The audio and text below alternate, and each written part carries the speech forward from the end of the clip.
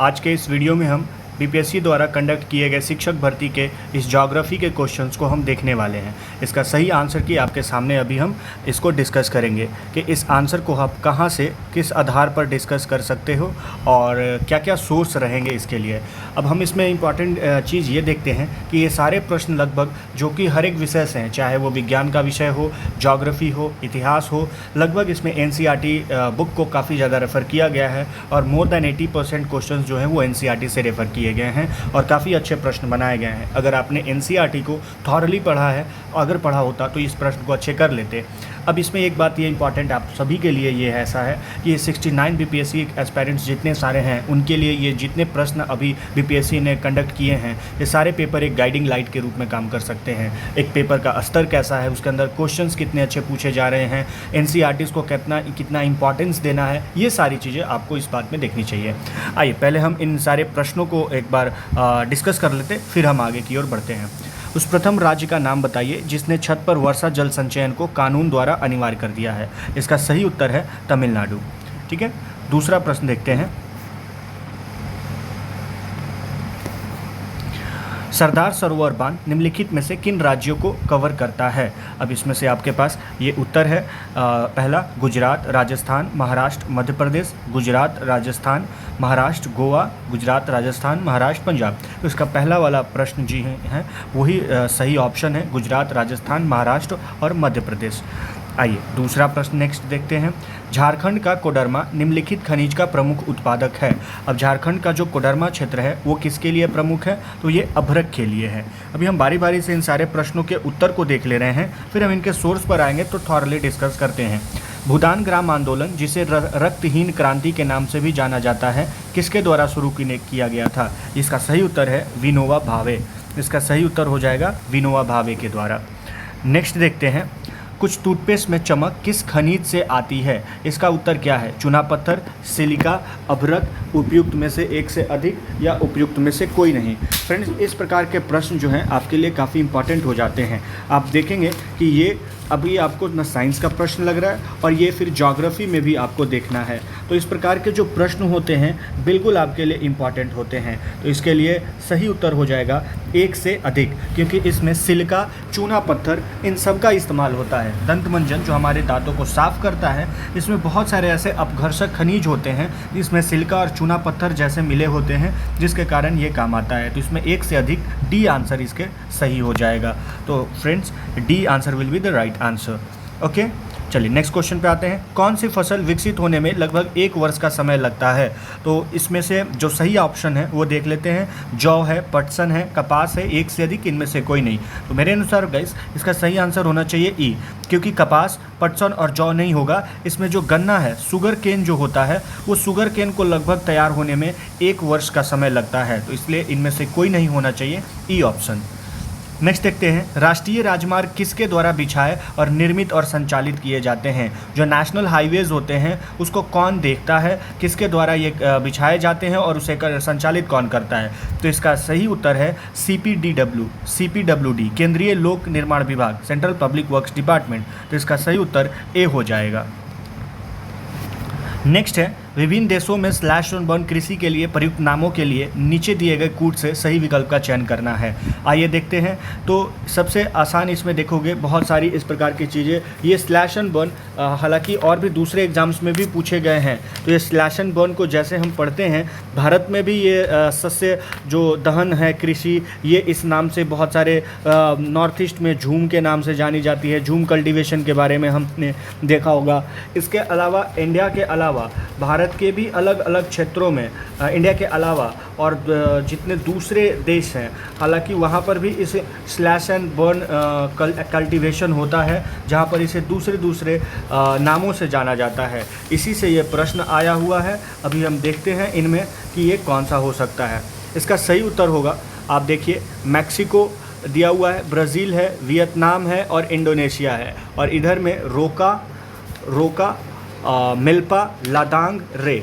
इसका सही उत्तर जो है वो हम मैचिंग करते हैं और मैच करने में हमें सबसे आसान ये मिल सकता है कि हम आसानी से मैच द फॉलोइंग के लिए एक ट्रिक होता है कि आप किसी एक को खोजो जो आपके लिए इम्पॉर्टेंट हो। जैसे हम ये कह सकते हैं कि इसमें जो एक सबसे सही उत्तर आपके पास हो, और उस सही उत्तर में हम देखेंगे तो मिल जाता है हमें, जैसे मैक्सिको या सेंट्रल अमेरिका मिल्पा के साथ जाएगा, यानी ए का 2 होगा। अब देखिए ए के ऑप्शन में 2 किस में है, ये बात मैं आपको बताना चाहता था कि जो सबसे सही उत्तर आप चूज़ करते हो, जैसे ही आपने ए का 2 देखा, ए और बी ऑप्शन अपने आप वो कैंसिल हो जाता है, ए और बी आंसर अपने आप कैंसिल हो जाता है, क्योंकि मैक्सिको मिल्पा के साथ जाएगा। उसके बाद आते हैं ब्राज़ील, तो ब्राज़ील में रोका यानी बी का 1 होता है, बी का 1 है। C4 वियतनाम में रे और इंडोनेशिया में /1 को लादांग कहते हैं, तो इसका सही उत्तर जो हो जाएगा वो सी हो जाएगा। ठीक है, तो इस प्रकार की मैच द फॉलोइंग में आपको वो खोजना होता है कि कौन सा पहले गलत है। तो मैक्सिको का अगर हम मिल्पा देख लेते हैं, ए का 2 केवल एक ऑप्शन में है।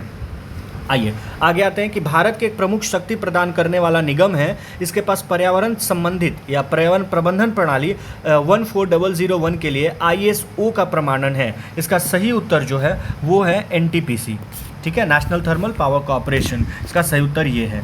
स्वर्णिम चतुर्भुज सुपर हाईवे समय और दूरी को कम करने के लिए भारत के 4 जो प्रमुख शहर हैं उनके लिए ये चालू किया गया, उनके लिए ये 4 प्रमुख शहरों को जोड़ता है। आपको ये बताना है कि इनमें से कौन से ये शहर हैं, तो अब देखोगे इसमें आसान है, दिल्ली, कोलकाता, चेन्नई और मुंबई।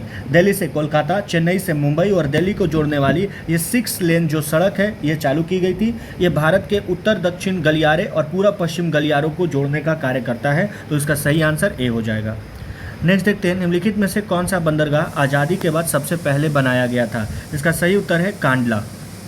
कांडला बंदरगाह है जिसे अभी दीनदयाल पोर्ट के नाम से भी जाना जाता है, इसे आज़ादी के बाद सबसे पहले बनाया गया था। फ्रेंड्स, तो ये हमारे प्रश्न थे। आइए अब इससे भी हम इम्पॉर्टेंट प्रश्न से जुड़े हुए जो इनके फैक्ट्स हैं, जो NCERTs के हैं, उसके मैंने स्क्रीनशॉट ले रखे ताकि आपको आसानी हो, और इसके आधार पर मैंने बताया है। जैसे आप देखिए, ये है 10th क्लास की NCERT, जो क्लास 10th क्लास की NCERT का चैप्टर नंबर 7 है, राष्ट्रीय अर्थव्यवस्था की जीवन रेखा।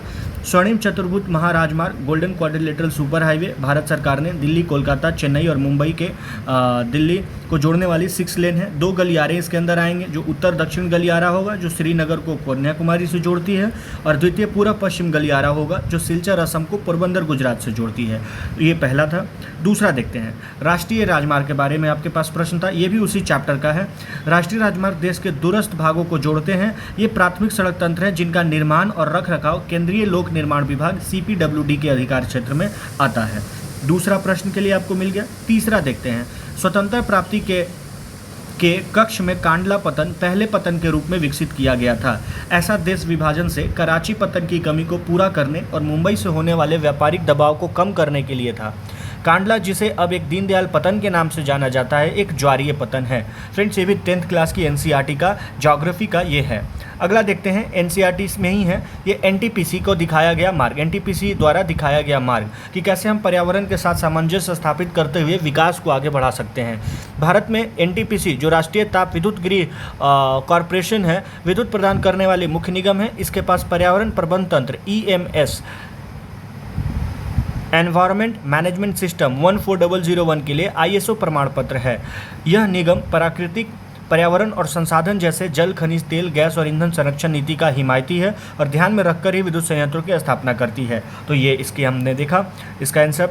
आगे देखते हैं, अभ्रक के निक्षेप छोटा नागपुर पठार के उत्तरी पठारी किनारों पर पाए जाते हैं। बिहार झारखंड की जो कोडरमा, गया, हजारीबाग पेटी अग्रणी उत्पादक है। राजस्थान के मुख्य अभ्रक उत्पादक क्षेत्र अजमेर के आसपास भी है, और आंध्र प्रदेश की जो नेल्लोर अभ्रक पेटी भी देश की महत्वपूर्ण उत्पादक पेटी है। तो ये प्रश्न आया हुआ था कि झारखंड का कोडरमा किस चीज़ के लिए फेमस है, किस खनिज के लिए, तो ये अभ्रक इसका उत्तर होता। अभी दंतमंजन वाले प्रश्न पर हमने डिस्कस किया था। दंतमंजन आपके दांत को साफ करते हैं। कुछ अपघर्षक खनिज जैसे सिलिका, चूना पत्थर, एल्युमिनियम ऑक्साइड और विभिन्न फॉस्फेट खनिज स्वच्छता में मदद करते हैं। फ्लोराइड जो दांतों को गलने से रोकता है और फ्लोराइट नामक खनिज से प्राप्त होता है।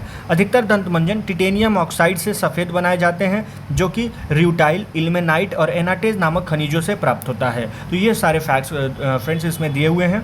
नेक्स्ट देखते हैं, भूदान और ग्रामदान। ये भी आपकी NCERT के ही चैप्टर के हैं। 10th क्लास की जितने प्रश्न हमने डिस्कस किए और जितने ये NCERT से मैंने स्नैप्स लिए हैं, ये सब 10th क्लास की केवल ज्योग्राफी के NCERTs है। देखिए, इसमें दिया हुआ है कि विनोबा भावे जो महात्मा गांधी के आध्यात्मिक उत्तराधिकारी के रूप में घोषित किया गया। गांधी जी के ग्राम स्वराज अवधारणा को उन्होंने गहरी आस्था थी। इस दौरान क्या हुआ था कि जब वो एक बार आंध्र प्रदेश के एक गांव पोचमपल्ली में बोल रहे थे और तब कुछ भूमिहीन गरीब ग्रामीण उनके पास आकर अपने आर्थिक भरण पोषण के लिए कुछ भूमि मांगी थी। विनोबा भावे ने उस समय उन्हें कोई वादा नहीं किया था कि मैं आपको आश्वासन नहीं दूंगा कि आपको ज़मीन दी ही जाएगी, लेकिन सरकार से बात करने को ये तैयार होते हैं। उसी समय अचानक से उस मीटिंग, जहाँ पर लोगों की इस मीटिंग हो रही थी, जहाँ पर ये मिलने गए थे, श्री रामचंद्र रेड्डी उठ खड़े होते हैं और 80 भूमिहीन ग्रामीणों को 80 एकड़ भूमि बांटने की पेशकश कर देते हैं और इसे ही भूदान के नाम से जाना जाता है। बाद में विनोबा भावे ने यात्राएं की, अपने विचार पूरे देश में बताए कि किस प्रकार से हमें ये करना चाहिए। जमींदारों ने जो नए गाँवों के मालिक थे, भूमिहीनों को गाँव देने की पेशकश की, इसे ग्रामदान कहा गया। विनोबा भावे द्वारा इस किए गए भूदान आंदोलन को रक्तहीन क्रांति, ब्लडलेस रिवॉल्यूशन कहा गया। ये प्रश्न यहाँ से आया हुआ था।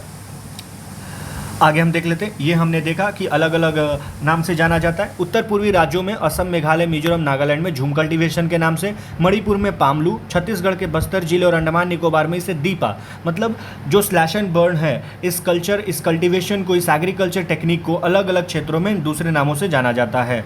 अब स्लैश एंड बर्न जो कर्तन दहन प्रणाली है, इसे मैक्सिको और मध्य अमेरिका में मिल्पा, वेनेजुएला में कोनुका, ब्राज़ील में रोका, मध्य अफ्रीका में मसोले, इंडोनेशिया में लदांग, वियतनाम में रे के नाम से जाना जाता है। और भारत में भी जो अलग अलग क्षेत्र हैं, जैसे मध्य प्रदेश में वेबर या दहिया, आंध्र प्रदेश में पोडू अथवा पेंडा, उड़ीसा में पामाबाडी, कुमान और बरिंगा, पश्चिम घाट में कुमारी, दक्षिण पूर्वी राजस्थान में वालरे और वाल्ट्रे, हिमालयन क्षेत्र में खिल, झारखंड में कुरुआ और उत्तर पूर्वी प्रदेशों में झूम आदि के नाम से जाना जाता है।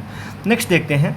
तमिलनाडु एक ऐसा राज्य है जहां पूरे राज्य में हर घर में छत, वर्षा जल संग्रहण ढांचों का बनाना आवश्यक कर दिया गया है। इस संदर्भ में दोषी व्यक्ति पर कानूनी कार्रवाई हो सकती है। ये प्रश्न आ रखे थे, ये भी 10th क्लास की एनसीईआरटी का ही है। सरदार सरोवर डैम के बारे में है। सरदार सरोवर गुजरात में नर्मदा पर बनाया गया है। यह भारत की एक बड़ी जल संसाधन परियोजना है जिसमें 4 राज्य महाराष्ट्र, मध्य प्रदेश, गुजरात और राजस्थान सम्मिलित है। सरदार सरोवर परियोजना गुजरात तथा राजस्थान के सूखाग्रस्त मरुस्थलीय भागों को जल की आवश्यकता की पूर्ति करती है। सो एस्पिरेंट्स, हमने ये देखा कि किस प्रकार से एनसीईआरटी के एग्जैक्टली एक किताब से ज्योग्राफी के मोर देन 10 to 15 क्वेश्चंस आपके किसी एक एग्जाम में पूछे जा रहे हैं। और अभी अगर हम दूसरे प्रश्नों के साथ भी आएंगे, साइंस के भी बहुत सारे ऐसे प्रश्न हैं जो डायरेक्टली एनसीईआरटी और स्पेशली जो 9th और 10th की एनसीईआरटी है उससे लिए गए हैं। तो आगे इसमें यही हमारे लिए सीख मिलती है इस सारे एग्ज़ाम के पेपर से, इस वीडियो से, कि हमें एनसीईआरटी को थॉरली कैसे पढ़ना है।